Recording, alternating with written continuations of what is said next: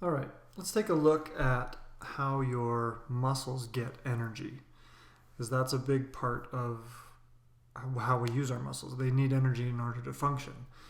And you may not realize this, but the ATP that's stored in your muscles will really only last a couple of seconds. Like if you were to run a 100-meter dash, a sprint, as hard as you could, you would run out of that energy before you even got to the finish line. And we probably talked about that a little bit when we did cellular respiration.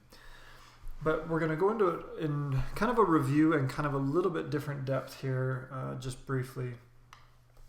So remember that ATP is an adenosine triphosphate.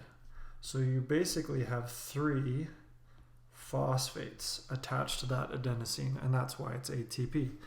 When we get the energy out of it, we convert that into an adenosine diphosphate, like this, by breaking one of those phosphates off. And we need some way to be able to reattach those to recharge the energy that your muscles are going to need. There's 3 different ways that are listed in your notes that you need to know about. The first one is a molecule called creatine phosphate. So creatine phosphate is something very similar, that it's got a molecule that has a phosphate attached to it. The idea with creatine phosphate is your muscles are going to store this inside your muscles, and then when you need it, it's kind of like a short-term quick recharge battery pack. So now I can take this adenosine diphosphate here that's been used up, and if I take this creatine phosphate, I can turn it back into an ATP, 3 of these on there, and the creatine has given up its phosphate, so now it's just a creatine.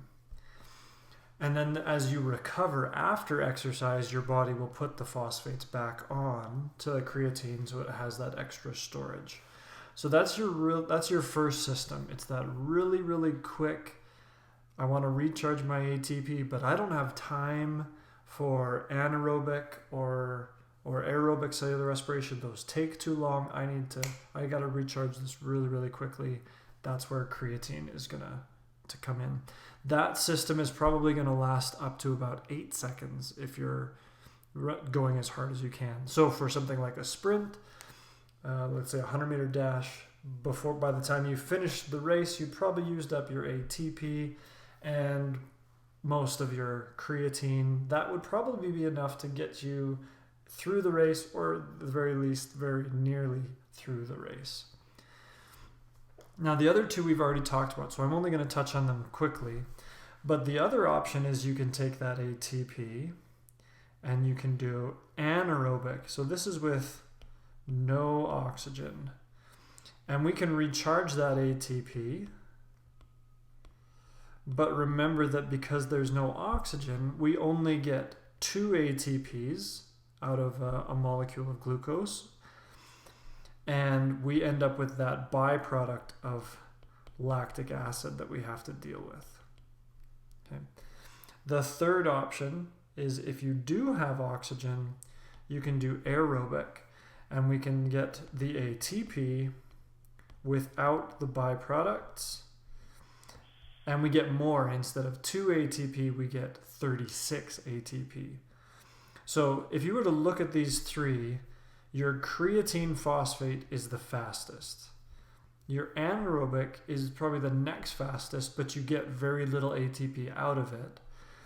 And aerobic would be your slowest, but you get the most ATP.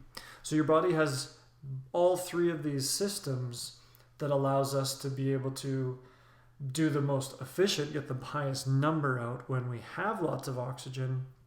And when we don't have a lot of oxygen, then we still have a way to get something, and we've got a system that does real quick bursts if we need it, so that we're kind of covered in almost all aspects of whatever you're doing.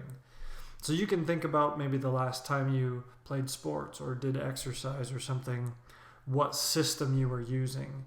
If you were doing a long distance run, hopefully you were in this aerobic system down here. If you were doing, let's say, sprints, or you were lifting heavy weights in the gym, then you were probably doing a lot of this with the creatine. And then as you recover in between sets, you were probably doing some aerobic and some other things mixed together. So those three systems work together very, very closely in order to make this all work.